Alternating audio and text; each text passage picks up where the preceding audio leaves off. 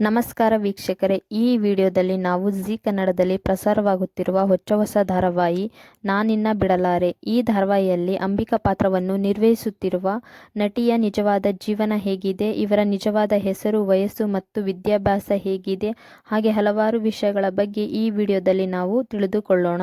ಹಾಗೆ ಈ ವಿಡಿಯೋವನ್ನು ಸ್ಕಿಪ್ ಮಾಡದೆ ಪೂರ್ತಿಯಾಗಿ ನೋಡಿ.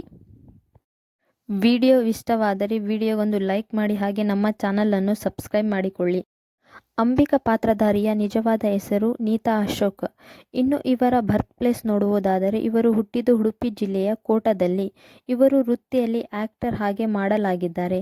ಇನ್ನು ಇವರ ಎಜುಕೇಷನ್ ನೋಡುವುದಾದರೆ ಇವರು MBA ಡಿಗ್ರಿಯನ್ನು ಓದಿದ್ದಾರೆ.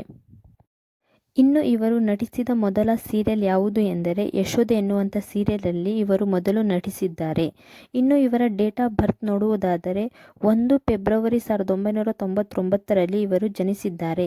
ಈಗ ಇವರ ವಯಸ್ಸು 34.